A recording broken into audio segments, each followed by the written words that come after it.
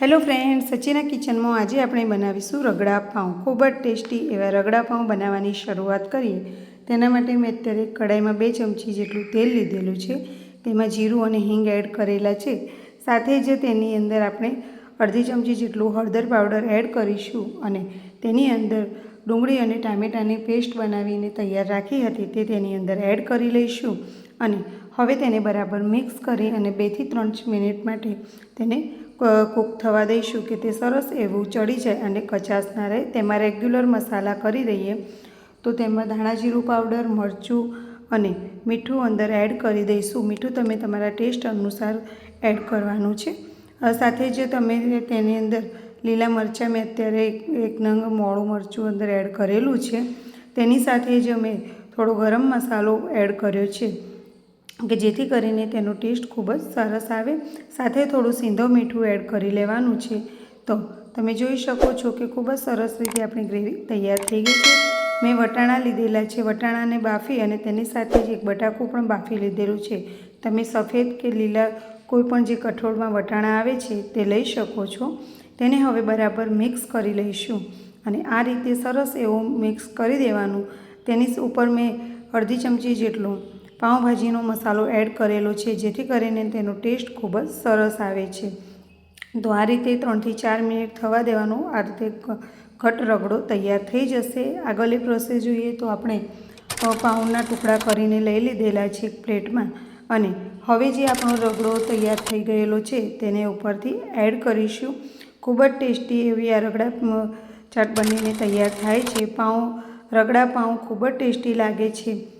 જો આ રીતે તમે ક્યારેય રગડા પાઉં બનાવ્યા ના હોય તો ચોક્કસથી બનાવજો। તેની ઉપર આપણે થોડી ડુંગળી એડ કરીશું। સાથે જ થોડા ટામેટાના ઝીણા ટુકડા કરીને લીધેલા છે તે પણ તેની ઉપર એડ કરી લઈશું કે જેથી કરીને તેને ટેસ્ટ સારો આવે। તેની અંદર ગ્રીન ચટણી આપણે એડ કરેલી છે।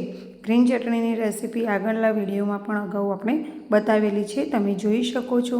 તેની સાથે જ આપણે ખજૂર આંબલીની ચટણી એડ કરીશું કે જેથી કરીને તેનો ખૂબ જ ટેસ્ટી એવો ચટપટો ટેસ્ટ આવે છે।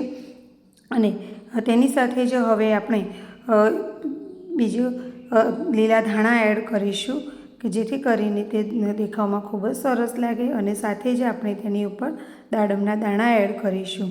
આ રીતે આપણો ટેસ્ટી એવો રગડો તૈયાર થઈ જાય છે। તેની ઉપર થોડો ચાટ મસાલો એડ કરવાનો છે, તેની ઉપર થોડું મીઠું એડ કરીશું અને સાથે જ આપણે તેની ઉપર થોડો સંચળ પાવડર પણ એડ કરી લઈશું કે જેથી કરીને તેનો ટેસ્ટ ખૂબ જ સરસ આવે।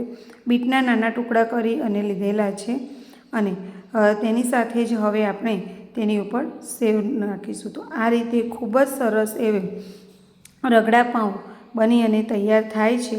સચિના કિચનમાં આવી રહેલા વિડીયો તમને કેવા લાગે છે તે કોમેન્ટ કરીને મને જરૂરથી જણાવો અને જો મારા વિડીયો તમને ગમતા હોય તો લાઈક અને શેર કરવાનું બિલકુલ પણ ના ભૂલશો જેથી કરીને મને આવા નવા વિડીયો બનાવવાની પ્રેરણા મળતી રહે।